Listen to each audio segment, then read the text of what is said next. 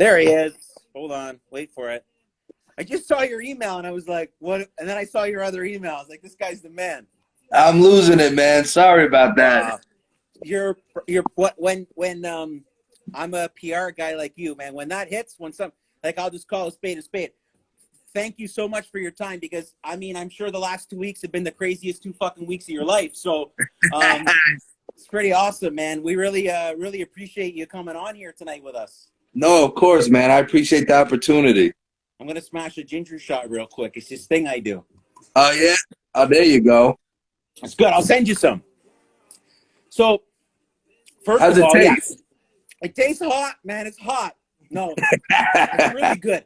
I yell and scream and talk and scream at the cameras all night. So, like the next day, so it helps the throat a little bit, and it's kind of you get it. It's kind of part of my brand, so it's just a fun thing to do. But Oh, nice. so you're what a story, man. What a story. We'll just get like normally I have guests on here and I'm sure you check the channel. We're ripping cards and people are having lots of fun. And we'll definitely, we could talk some hockey. And if you want to rip a box, I got some cards. I'm going to send you some wrestling cards. We can open some. But Nice. I know you're good for like a half hour and all these people like want to talk, ask some questions and that kind of stuff. So Yeah, 100. Let's do it, man. 100%. I love it. I love it. So Hey, what do you know? You would know. What do you think if I've been debating on doing some trasher cards? Do you think that would be good? we need to have an offline chat. Let's all fucking day. Let's get it. There's some trasher stuff for sale on online now, and it's Yeah, I've been hearing about it. Yeah. Before we talk about the doc, and we got to talk about T-Bone a little bit and everything else. I understand, and we're so just for the audience that's watching, especially the people that aren't from states, like a lot of our audience probably doesn't know that Danbury is a suburb of New Haven. Yes. Yeah, I would say we're about 45 minutes north of New Haven, and we're probably about like 60 minutes north of like New York City. Yeah, so you guys are only 7 hours from us, and for the audience that doesn't know, that's where Yale University is. So it's like in America, everybody knows where it is because of Yale. So I just wanted to give some context for the people because you're like a hockey city, literally like a tank of gas in almost any car today. We're there.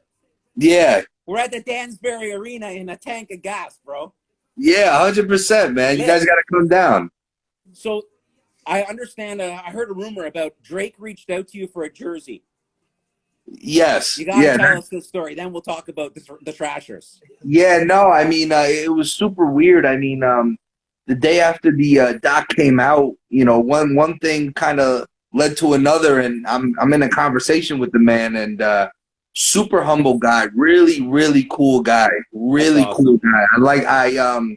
I can't state how humble he is enough. And we were just talking, and you know, one thing led to another. He was saying he wanted a jersey, and you know, it's a once in a lifetime. You know, I don't know if I'm going to talk to this guy again. So, luckily enough, you know, luckily enough, you know, I remember I had my jersey in my office framed, and I went to the office, broke the frame, and I took it out of there. And let's go. You know, I had a buddy of mine basically drive it up to Buffalo, New York. Yeah. He sent someone from, you know, Ontario, wherever he is, over to Buffalo, and that was all she wrote. That's awesome. Like that's like you said, like Drake, and like you talk about. So okay, so first of all, I'm a content guy, a PR. The cards, sports is a passion, and you know I'm very grateful that I fell into it. But in 2004, you're a 17-year-old kid running a hockey team. But here's the part that I think goes is remiss. And Freddie actually, who we got to thank Freddie, because if there's no Freddie, me and you aren't talking right now. But who has the wherewithal 17 years ago to keep a camcorder going the whole time, bro? Like today, it's like, what do you mean you don't have your camera, right? It's so crazy because my mom, God bless her, she has video from 1986 when I was born through like today, right? So I always grew up with the camera. And even as a young kid, I always liked, you know, I was that annoying like 6-year-old at a party coming up to your face with the camera, you know what I mean? back in those days where you had like legit cameras and shit. So yeah, big ass VHS cameras. Yeah, so I mean everything. I mean it graduated from like VHS tapes to the smaller ones to the one with the screen, and one day I just one day I just was like, you know what, I'm gonna bring this to one of the games, and That's I started awesome. filming, and it just became my thing. The guys in the locker room would say, "Oh, that's AJ's fight cam," and I would, Right. Yeah. I would know when certain things were gonna jump off and stuff. So, I would always have the footage, and it's just so surreal. I don't even know why I was doing it, but it was just written that I had to do it, and I would have never known. I would have never known 15, 16 years later it would be on that's the thing. Netflix. So we can talk about some more of the stuff in a second, but so 2006 comes and goes. Then for 10 years, you're just chilling, just low key doing your thing, right? And then all of a sudden, like, how did I'm asking you personally, and this is my personal question, because one day they're coming to me looking for my story. So Netflix just calls you up one day, or does T-Bone sit there one day, light up a stogie, and says, "AJ, I got a fucking idea." That guy's the best character. What a guy. T-Bone is the best, but I don't think he would have ever imagined something like this could have happened. I mean, it was literally like the end of 2018. I remember it was like a week after Thanksgiving in 2018, and McLean Way, one of the Way brothers who produced the whole documentary, the whole Untold series, all 5 episodes, they reached out to me, and they were like, we want to do the documentary. And frankly, I was tired of telling the story. I was just like, what else can we talk about? And I kept putting them off. And then eventually I was like, you know what, let me give this guy the respect of a phone call. And I called him and I let him go through his whole spiel. And he was like, listen, we're going to do, Malice in the Palace, Caitlyn Jenner, all this stuff.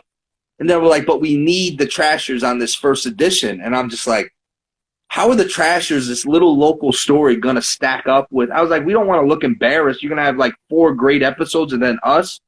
And he was like, no, man. He goes, trust me. If you let us do it, we're going to knock it out of the park, right? So me and my dad talked about it, and we were kind of on the fence. And but we kind of came up with, listen, since he's been home, we haven't really put the story to bed, right? So we haven't had that moment where, so we agreed to do it. They started filming a little over 2 years ago. COVID kind of delayed the process of everything, and then here we are. It's crazy. But it's a phenomenal thing. Like, and the doc is just like, it's next level. It's so exciting. I watched it a couple times, and I fell asleep watching it a couple times. Like just the end bit. So I got a couple of it a couple times, and there's some really fun stuff in there. And when we were chatting briefly in the email, like, I'm reminded that like you're a wrestling guy. Oh yeah. And now you're a fight promoter. We're going to talk about the gym and all that in a little bit, but let's just so you're this natural, like you're 17 years old. It's like, hey, go run the team, right? Like, and bringing in guys like Brent Gretzky Cup. You have some of these NHL guys come in. Yeah. And you're 17. These guys were like 20, 30-year-old. They're professional athletes. Yeah. And what's that like when you're going to school? What's the experience? Like, that must have been like, you said earlier, you don't like to, you tell the story often, but at the same time, like, that's a year of your life. That's just like, what's as a 17, 18-year-old, like in the locker room with these guys, like from what I understand, you ran the team. It wasn't like in the documentary you talk about the gym and how you felt like growing up, and maybe this was part of your this 10-year process to get to this point, like you said earlier, the way it's written. And it's like you actually worked, you actually ran the team, you signed the players. Were you like dealing with agents and like you had full carte blanche? You ran the team, made the decision. I definitely, like I said, I definitely played my role, obviously, but it wasn't just me. I mean, obviously everything had to get signed off by my dad, and he obviously played a huge role.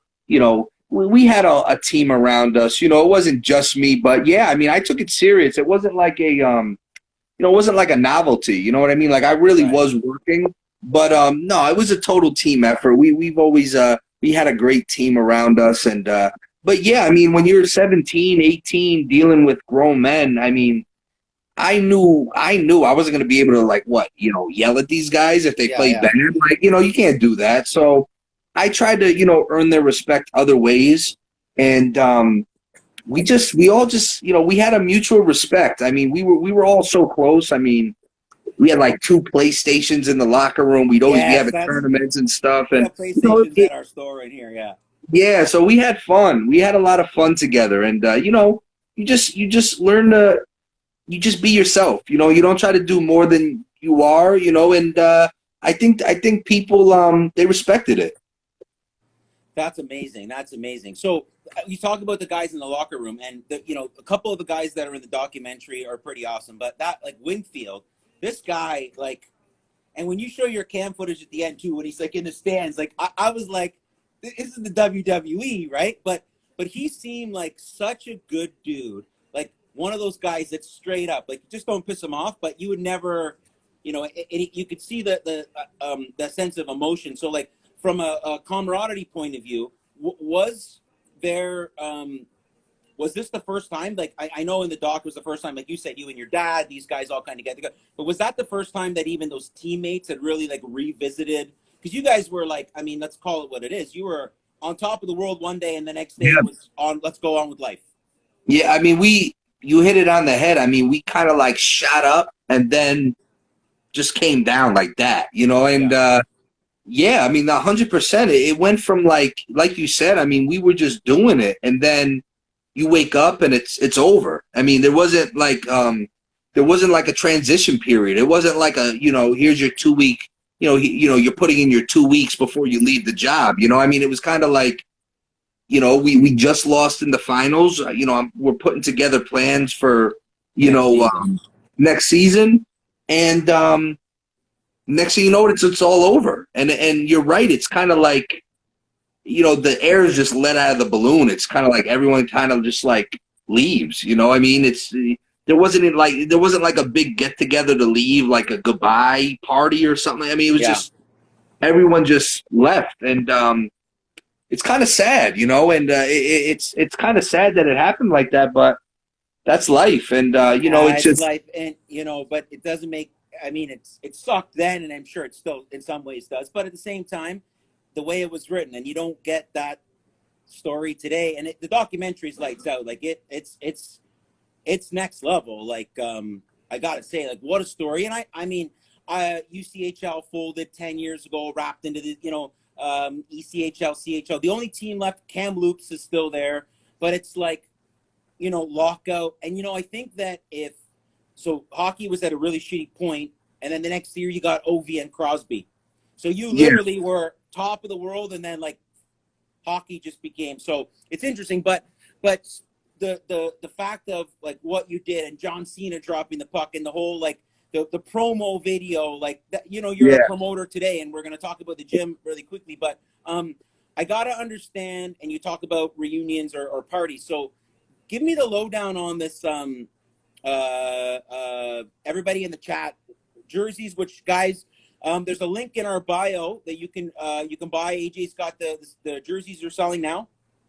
Yeah, so I mean, to be honest with you, it's Drake's fault that everyone wanted the number 17 Galante jersey now. So we're doing a pre-sale on that one because I would never sell my own. I never even played, So the Let's jersey go, Drake, baby.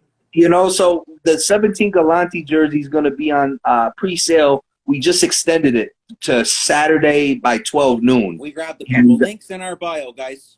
Yeah, and it's cool because there's a free autograph option. Me and my dad are going to sign some. So, if you and if people have already purchased it, with the autograph option, my dad's going to sign it too. So it's kind of if we get an extra one, because I got one for myself and Freddie. If I get a third one, you sign it and we'll give it away.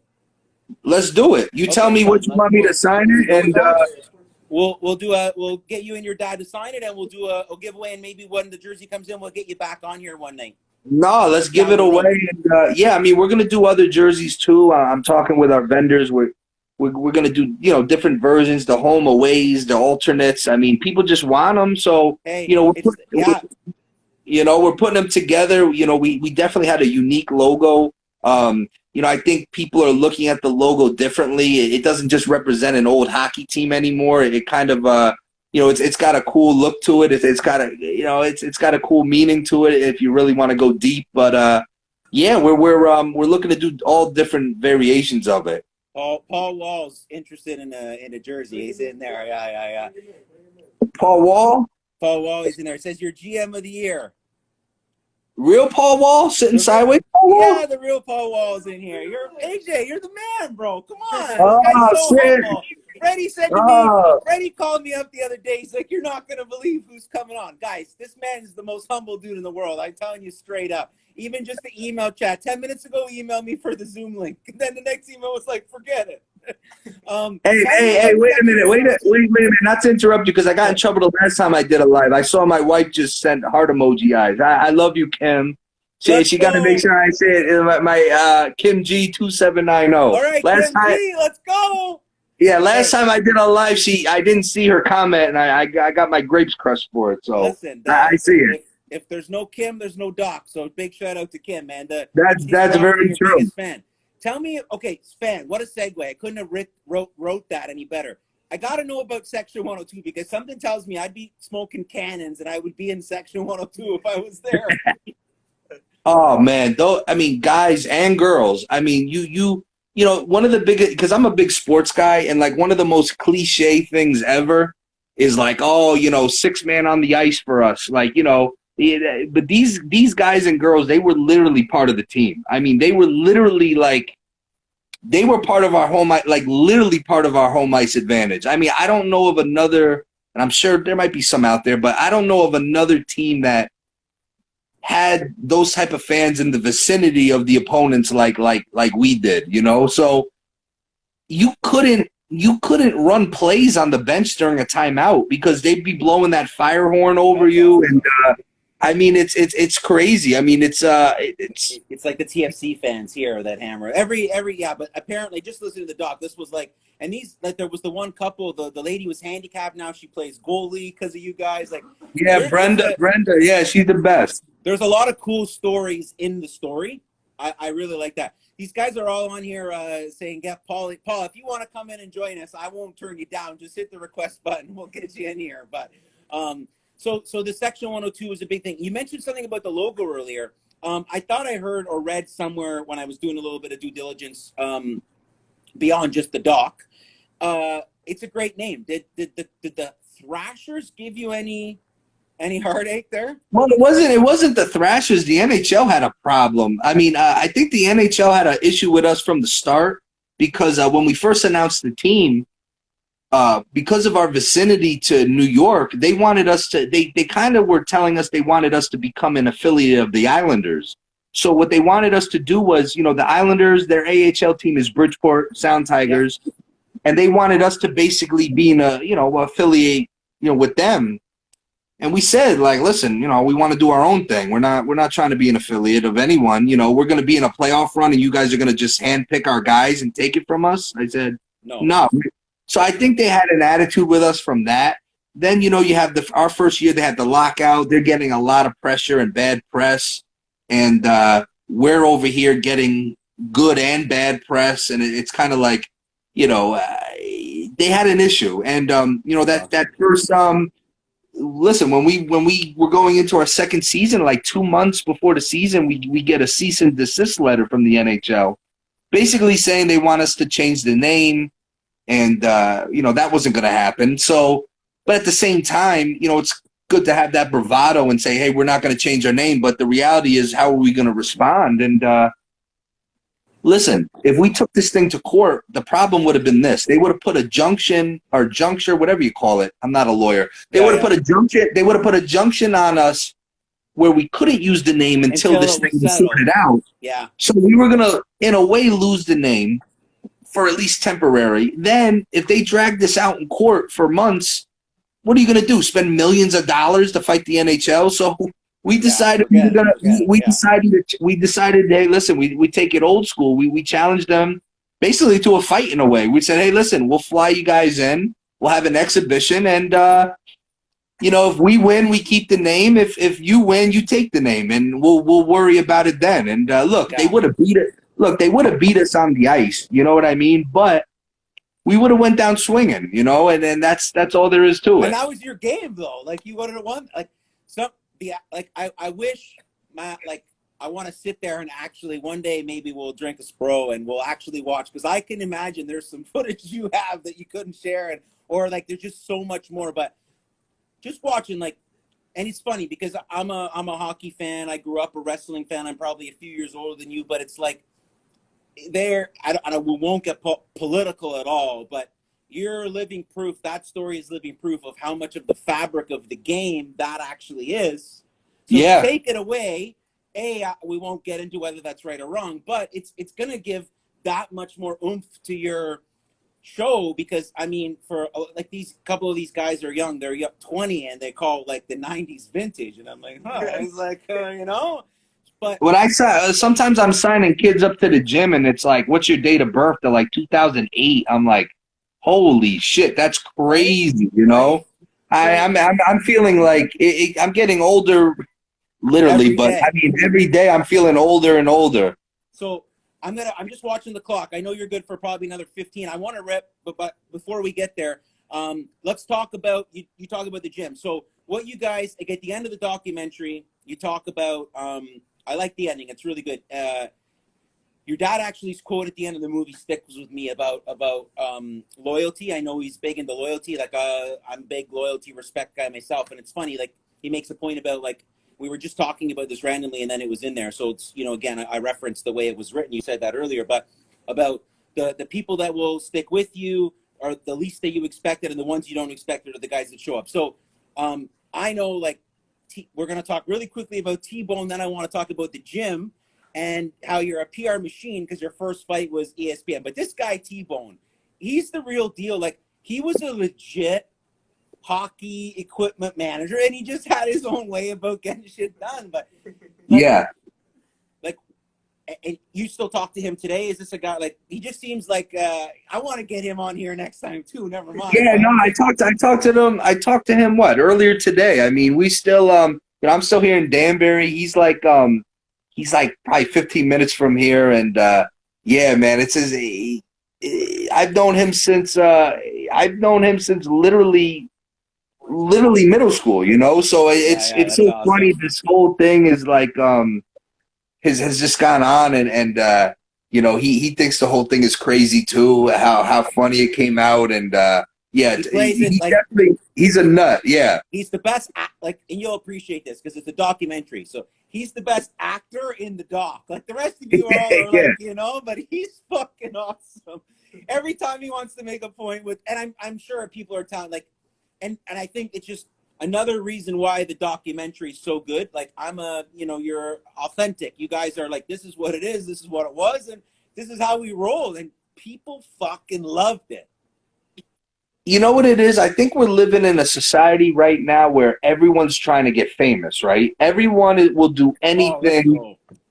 Anyone will do anything to, like, go viral, right? When we were doing what we were doing, we weren't trying to be famous. What was viral? You know, it was one of those things like we just were trying to entertain ourselves and our fans, you know? I mean, the whole thing was so authentic, you know, and it's organic, you know? I think we're living in such a weird world right now where everything is so, you know, it wasn't planned. That's why I think people have a soft spot for it, because literally it just happened. I own I own a marketing agency. It's what I do. Yeah. That's why this is so much fun, because like you, I'm creating content, doing something I love. But the one question I always would get asked the most, especially the last 10 years, which is like this big push, is how do you know, I want to go viral. You can't make viral content. You're going to make your documentary. You could never come up with that. How do you come up with that? So many people have asked me, like, AJ, you know, it's a great doc, but seriously, tell us the truth. Like, how embellished was it? Yeah. And I'm like, I swear to you, it, like, is 98.9999% accurate. I mean, it's literally, even I was shocked how accurate, you know, because I know sometimes you get some embellishments. that was, I mean, I don't know how to say it. I'll take a lie detector test. That Yeah, was yeah, what yeah. went on. I mean, it was, take me to the Maury show. I'll take a lie detector test. That's exactly how it went down, all of it. And it was just nuts. I mean, we winged everything we did. We winged it. We had no plan. We had no It felt right. you just did what felt right. Well, I don't know how right it was for everyone else, but we just did what we thought was funny. We just were, Yeah, but you it doesn't know, matter what everyone. I mean, well, here, everyone else loves it today. So who yeah. cares about like? And at the time, you loved it, so it sounds to me like it's a good recipe. And like you can see in the doc, I can see just the email conversation. Just Fred, like I mean, that's how I know it's real. And he's just having a good time. That's what makes him so much fun. Like, yeah, I'm gonna wear a pink shirt and smoke stogies. Like, let's go, right? That's I awesome. mean, that's just. I mean, it's just. Yeah, I don't know what to say. I mean, there was no no creative geniuses. It was just we were just like doing things, and You were ahead of your time. Nobody in 2004 was going around with a camera. Like today, if you don't have 10 cameras on, it's crazy. I got 5 cameras staring at me right now. Like we're gonna yeah. slice this content up. You're gonna get tagged every day for like the next 3 weeks. Like, but Hey, we why didn't do not, that man? then, I right? mean, listen, who cares? I'm just enjoying this whole thing. I must have done like 100 podcasts so far. So it's like, I'll talk to anybody just I because love it. I feel such a gratitude for people that just seem so interested in this. It's like it's almost like surreal to me that people are so interested. So whether someone has a million, whether you have a million followers or 20, I try to interact with Yeah, everybody. that's awesome. And it's good. I mean, and listen, you cracked the jersey out for Drake and drove it to the border. Like, you're a passionate guy. It's evident. So, before I'm going to send you, well, I want to rip something for you. I have some wrestling cards, but I feel that I got a $1,500 box of hockey cards I'm going to rip. Maybe you'll bring me some luck. We'll have some fun. But the gym. So, at the end, before you, sorry, back up. 2010 to about 2015, you're doing your thing, you hook up with Kim, you go off, you get married, you're driving your trucks. Then you're like, fuck it, I need to get back out there because you can feel the blood. I run like you, man. You can't do nothing for too long when you have that kind of personality. So Yeah, boxing and American boxing promo, like I get that world. So it's almost like the honest part. So you open a gym and you're like, I'm going to train boxers. And then it turns into some of these boxers are good. Let's manage the boxers. Then you go yeah, back to your old stomping ground, turn the place into a boxing event, and you host the ESPN Fight of the Year. Let's talk about that real quick. yeah. I mean, listen. I mean, after we lost the team, it was like we just I was such a void in my life, and like you said, like I just have a very competitive nature to myself, and obviously with the Trashers, it like it fed me, you know what I mean? Like I had an appetite for competition, and I was we were able to do so much, and then when we lost it, it was like crazy letdown, and then I got into boxing basically as a fluke, just like I got into the Trashers, really, and an opportunity came. The opportunity came.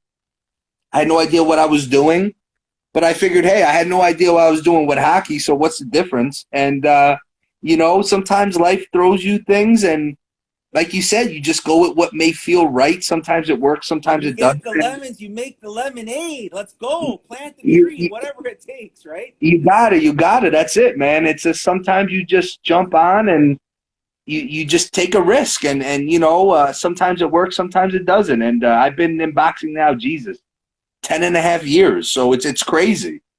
So and you so today, now what you're doing 2 weeks ago. Let's go. Okay, a month ago, your daily life, because today it's completely changed. So a Yeah. month ago, your life is you have this boxing gym in Connecticut, Yep. and you still promote and run fights, or do you just train now? No, I mean, I still, man, we have a bit, I have, the gym itself, it's got everything from professionals, amateurs, regular clients that just not looking to compete. They would just want to work out.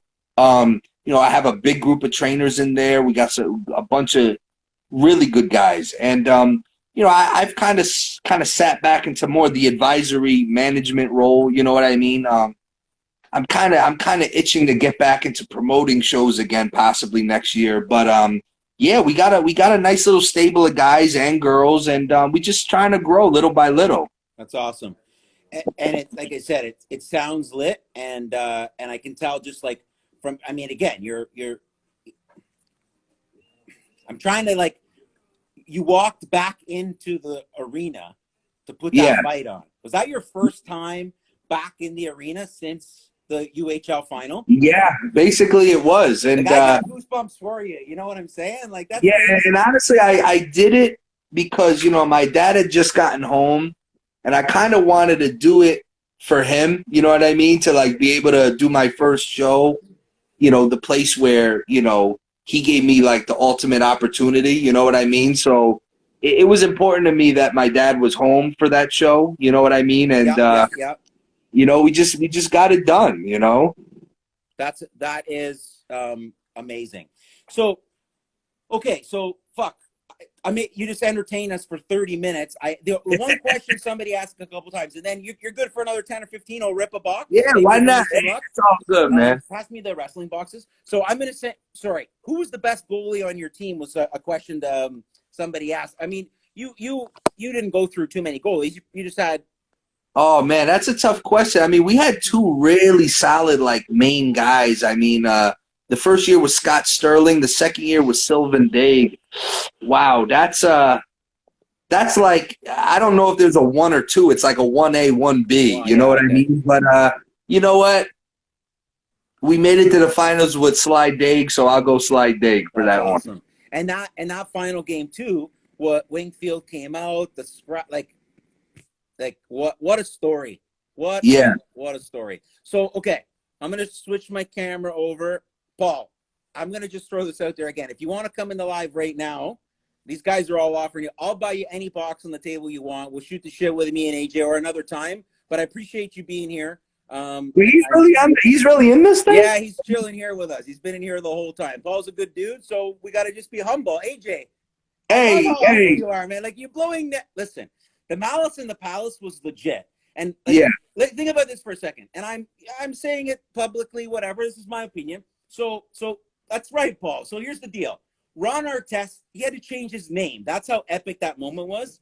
I'm not just saying this because you're here, because I'm not that kind of guy. Your dog blew that out of the water, bro. And that was like, I remember when that happened. I'm 40, so that was like, I was 20 when that happened, right?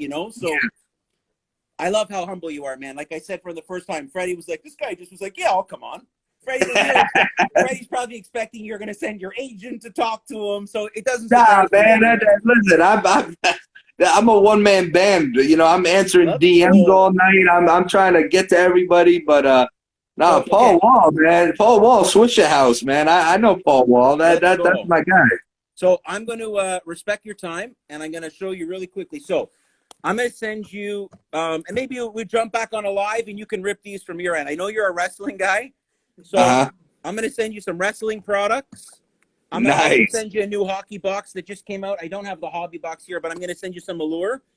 And I'm going to send you some Breaks After Dark merch. Nice. I'll send you a nice package, and then maybe what we'll do is we'll get you back on here again, and you can rip some of the stuff or whatever.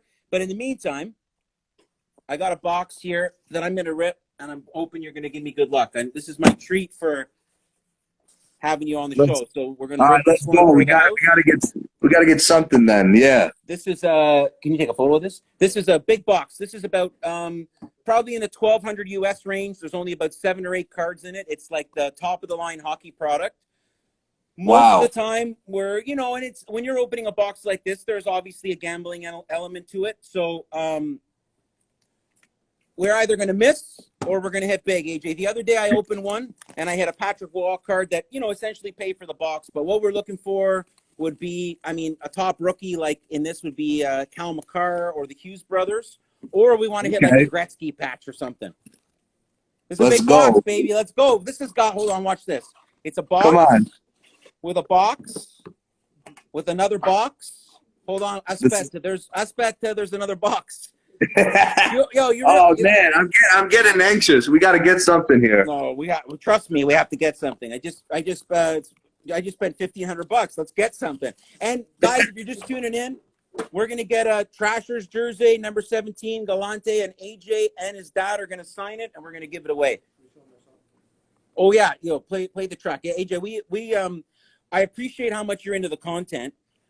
We actually have an artist that works for us. I told you we own an ad agency. We actually record, if you don't mind, I'll play a track that we have for Mintink. Maybe we'll chat. Maybe we'll get a Trasher's cameo on one of our tracks. 100%. Whatever you guys need, man. Let's go. These boxes are a little bit of a pain. Yo, Paulie, we're gonna get some Trasher cards. Hey, Paul Wall, switch your house, baby. Paul Wall, that's crazy. Paulie Wall, we're gonna talk, me and you, baby. Let's go.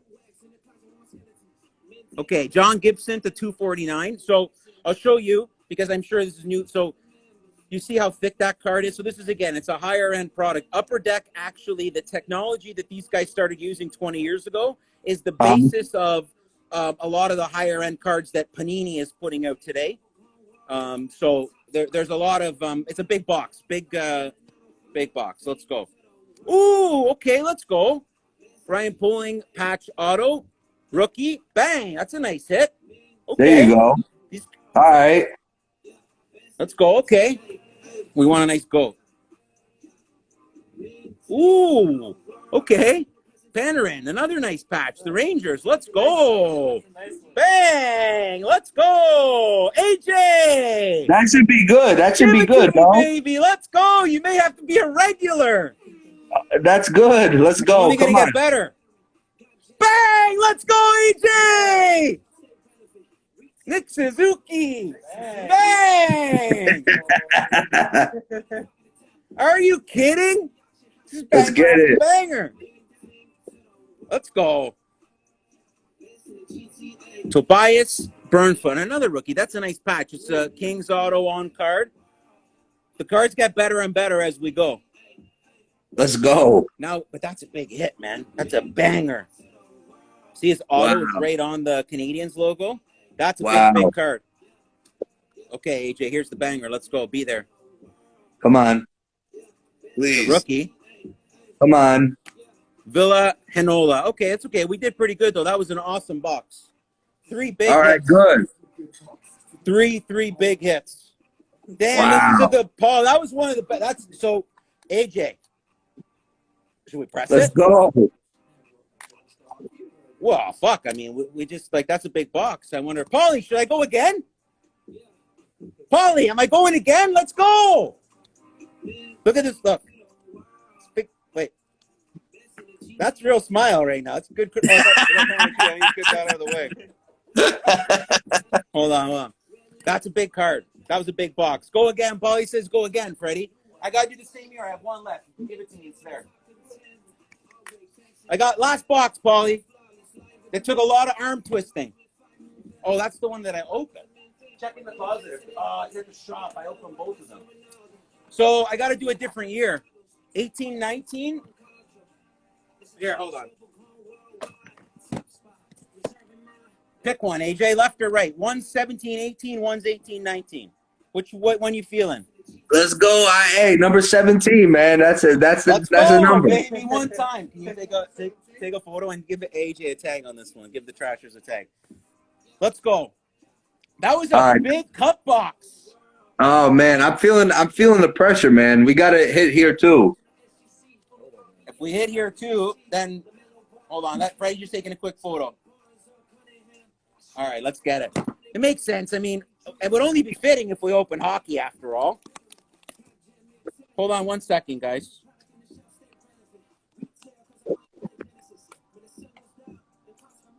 Sorry, guys. No, I'll tell you. If Paul wants to come in the live, he'll send a request. I think he just wants to enjoy himself. Maybe we'll get him in here another time. Right now, yeah, 17-18 is a good year. I mean, obviously the year before is big, but the Matthews year boxes are massive, AJ. You're being like the 2,000 to 3,000 US a box range.